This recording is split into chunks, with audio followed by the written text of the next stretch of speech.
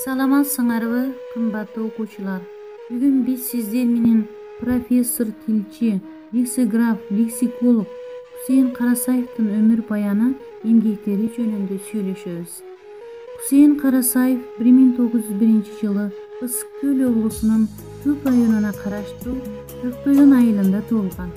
1916 жылдары Орус Тузем мектебинде окуйт.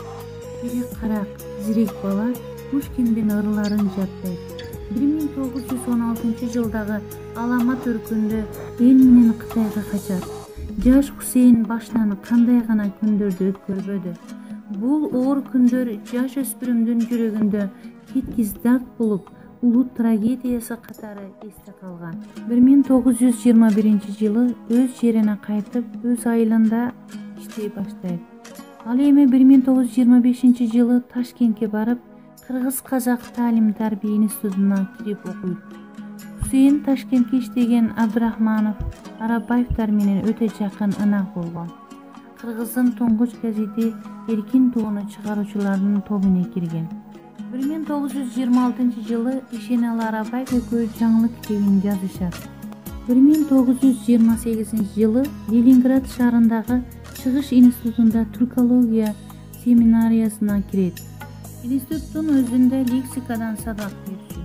Константин Юдахин экөө кыргызча, орусча сөздүктү түзүшкөн. Бул эки окумуштуу кыргыз лексикасынын казанында бирге кайнашкан. 1944 жылы кандидаттык диссертациясын жактап, чыгармачылыкка катуу киришип, бир нече китеп жазат. 1931 жылы Ленинграддагы Енекутси атындагы Чыгыш институтунун ийгиликтүү аяктап, Грузияга келип, Адабият институтуна ага кызматкер болуп ишке орношот. Хусейиндин басып өткөн өмүр жолу ары өнөктүү, ары өнөрлүү, даңазалуу жол. Бул бакубат нускалуу чечен сөз өмөр, кыргыз сөзүнүн кылдат билирманы, тарыхты таасим билген, тилди ийне жебине чейин иликтеген, устукандап жиликтеген, кыраакы, көптү көргөн көсөм, илимдин артынан сая түшкөн өжөр, илимпоз адам болгон. Азыр Хусейин Карасаевдин эстелиги мемориалдык комплекси Ысык көл жээгине орнотулган.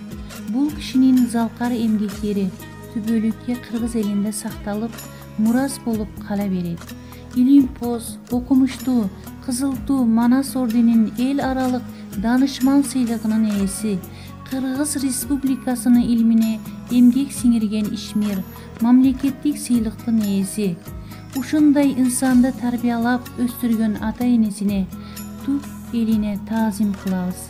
Артында жазып калтырган алтындан кымбат эмгектери калды.